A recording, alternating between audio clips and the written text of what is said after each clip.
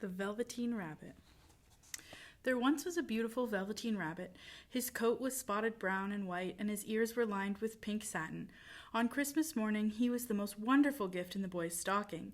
All morning the boy played with him. Then, in the excitement of looking at all the other presents, the Velveteen Rabbit was forgotten. For a long time, nobody paid much attention to the rabbit. The mechanical toys were rude to him because he was only a stuffed bunny. But the play horse, who had been there longer than any of the other toys and knew all about toy magic, was very kind to the rabbit. One day, the rabbit asked the play horse, "What is real? Does it mean having batteries or lights?"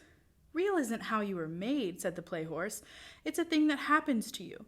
When a child really loves you, that is when you become real."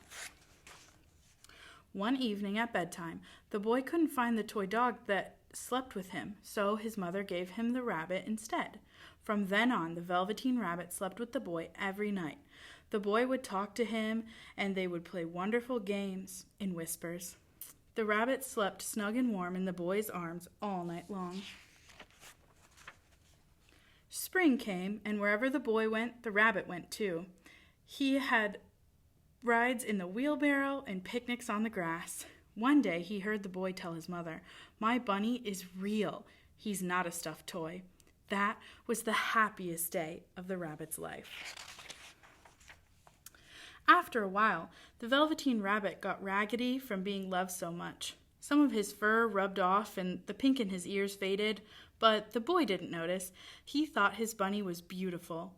When summer came, they played together in the woods almost every day. Then one day, the boy got very, very sick. The doctor said that all the toys in the room had to be tossed out because they were full of bad germs.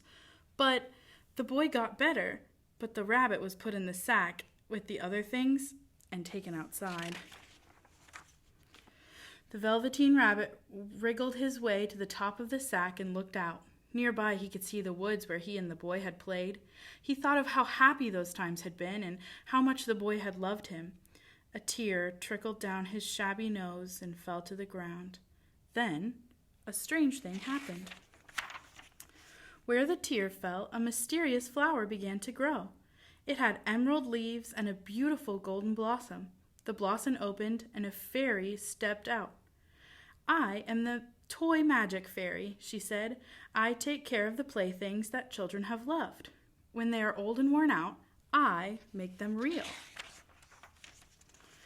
"But wasn't I real before?" the rabbit asked. The fairy said, "You were real to the boy because he loved you. Now you shall be real to everyone." In the meadow, the Velveteen Rabbit saw wild rabbits dancing with their shadows on the velvet grass. "Run and play, little rabbit," said the Toy Magic Fairy. "You are a real rabbit now." Fall and winter passed. In the spring, when the days grew warm and sunny, the boy went out to play. In the woods, he saw two rabbits peeping at him from under a bush. One was gray. The other had brown and white spotted markings, a little soft nose, and bright round eyes. He seemed familiar to the boy. "Why, he looks just like my old bunny who got lost when I was sick," the boy thought. He never knew that it really was his own bunny, returning to look at the boy who had first helped him to become real.